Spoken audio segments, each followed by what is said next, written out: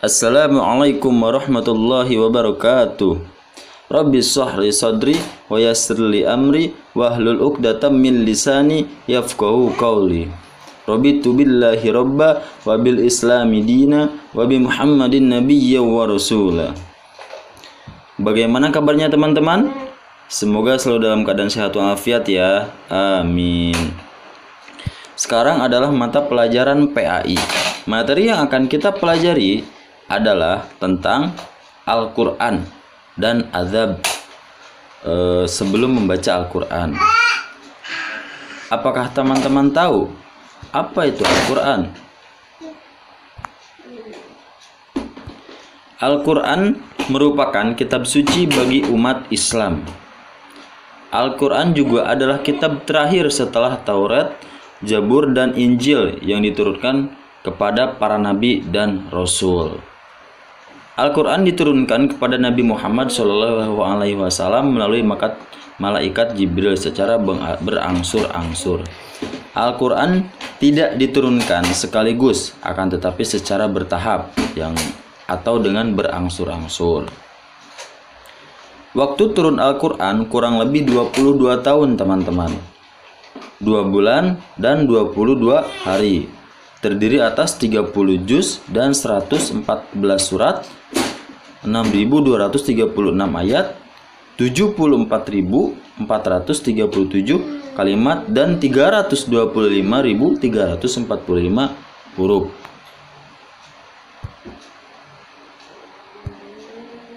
Sekarang, rukun membaca Al-Quran. Yang pertama adalah niat. Setiap ibadah yang kita lakukan sebagai umat muslim memerlukan niat yang menjadi ruh serta penentu apakah ibadah itu murni sebagai penghambaan ataukah ada kepentingan tersendiri di baliknya. Begitupun dalam membaca Al-Quran, kita harus memiliki niat. Niat tersebut adalah niat lillahi ta'ala atau niat karena Allah. Yang kedua adalah qiraat. Rukun membaca Al-Quran yang berikutnya adalah qiraat. Artinya, bacaan Al-Quran itu harus sesuai dengan bacaan yang diajarkan oleh Nabi Shallallahu Alaihi Wasallam. Bacaan Al-Quran adalah sunnah mutabbah. Oleh karena itu, bacaan yang sahih mesti melingkupi 3 syarat, yaitu sanadnya yang bersambung secara mutawatir, cocok dengan rasm atau tulisan atau mushaf, serta tidak menyalahi kaidah bahasa Arab fasih yang dipraktekkan di zaman nubuwah ketika diturunkannya Al-Quran. Bacaan yang salah akan merusak makna dari sebuah ayat sehingga melahirkan tadabur dan pedoman yang salah pula. Yang ketiga adalah tartil. Tartil berarti membaguskan bacaan sesuai huruf-hurufnya dan mengungkapkan penggalan ayat-ayat dalam arti yang sesungguhnya sehingga tampak merdu jika didengarkan. Membaca Al-Quran sendiri termasuk ibadah paling utama di antara ibadah yang lain, sebagaimana yang diriwayatkan oleh An-Nu'man ibnu Bashir.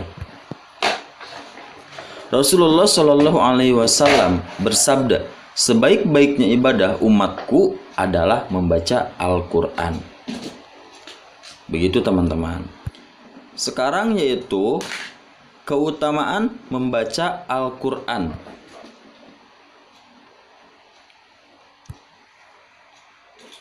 Yang pertama, tak akan pernah rugi jika membaca Al-Quran. Nah, seperti di dalam surat Fatir ayat 29. Innalladzina yatluna kitaballah wa aqamus shalah wa anfaqu mimma razaqnahum syiraw wa alaniyatan yarjuna tijaratan lam tabur.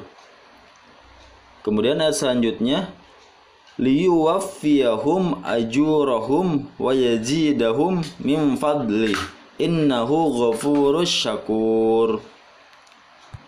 yang artinya sesungguhnya orang-orang yang selalu membaca kitab Allah dan mendirikan sholat dan menafkahkan sebagian dari rezeki yang kami anugerahkan kepada mereka dengan diam-diam dan terang-terangan, mereka itu mengharapkan perniagaan yang tidak akan merugi, agar Allah menyempurnakan kepada mereka pahala mereka dan menambahkan kepada mereka dari karunia-Nya.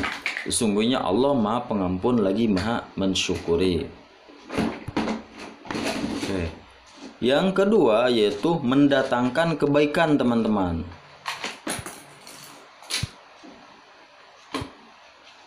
Nah, seperti di hadis, salah satu hadis dari riwayat Muslim, Aisyah radhiyallahu an meriwayatkan bahwa Rasulullah Shallallahu Alaihi Wasallam bersabda, seorang yang lancar membaca Al-Quran akan bersama para malaikat yang mulia dan senantiasa selalu taat kepada Allah.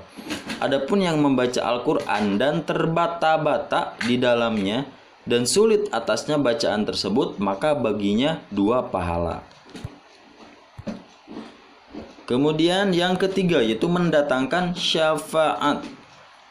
Seperti hadis riwayat Muslim yang berbunyi, Abu Ummah Al-Bahili radhiyallahu an berkata, aku telah mendengar Rasulullah Shallallahu Alaihi Wasallam bersabda, bacalah Al-Quran karena sesungguhnya dia akan datang pada hari kiamat sebagai pemberi syafaat kepada orang yang membacanya.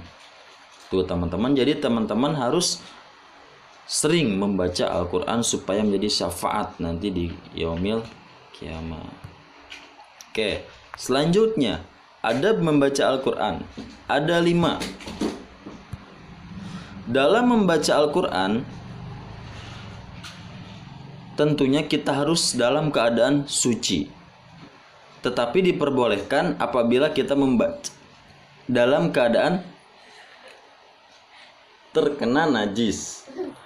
Imam Haramain berkata, orang-orang yang membaca Al-Quran dalam keadaan najis, dia tidak dikatakan mengerjakan hal yang makruh, akan tetapi dia meninggalkan sesuatu yang utama.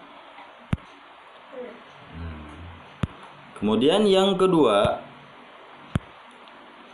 yaitu membaca dengan pelan, tartil dan tidak tergesa-gesa. Sebagian sahabat membenci penghataman Al-Quran sehari semalam.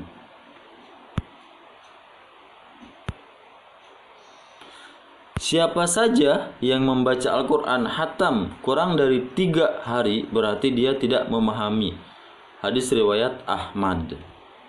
Dari hadis tersebut, Rasulullah telah memerintahkan Abdullah ibnu Umar untuk menghatamkan Al-Quran setiap 1 minggu 7 hari. Hadis riwayat Bukhari Muslim. Sebagaimana yang dilakukan Abdullah bin Mas'ud, Utsman bin Affan, Zaid bin Sabit, mereka menghatamkan Al-Quran sekali dalam seminggu. Yang selanjutnya yaitu membaca dengan khusyuk. Seperti dalam surat Al-Isra ayat 109 yang menjelaskan bahwa ketika membaca Al-Quran kita harus khusyuk. Yang artinya, dan mereka menyungkur atas muka mereka sambil menangis dan mereka bertambah khusyuk. Selanjutnya yaitu membaguskan suara saat membaca Al-Quran. Sebagaimana sabda Nabi Muhammad Shallallahu Alaihi Wasallam, hiasilah Al-Quran dengan suaramu. Hadis riwayat Ahmad, Ibnu Majah dan Al-Hakim. Di dalam hadis lain dijelaskan, tidak termasuk umatku orang yang tidak melakukan Al-Quran. Maksud hadis tersebut adalah membaca Al-Quran dengan susunan bacaan yang jelas dan terang, makhraj hurufnya, panjang pendek bacaannya, tidak sampai keluar dari ketentuan kaidah tajwid, dan seorang tidak perlu melenggok-lenggokkan suara di luar kemampuannya. Selanjutnya, dimulai dengan isti'azah. Membaca Al-Quran dengan tidak mengganggu orang yang sedang sholat dan tidak perlu membacanya dengan suara yang terlalu keras atau di tempat yang banyak orang. Bacalah dengan suara yang lirih secara khusyuk. Hal ini terdapat dalam surat An-Nahl ayat 98 yang artinya, apabila kamu membaca Al-Quran, hendaklah kamu meminta perlindungan kepada Allah dari syaitan yang terkutuk. Isti'azah itu ta'ud. Begitu teman-teman. Oke, alhamdulillah pertemuan untuk mata pelajaran PAI yang membahas tentang Al-Quran sudah selesai. Terima kasih. Wassalamualaikum warahmatullahi wabarakatuh.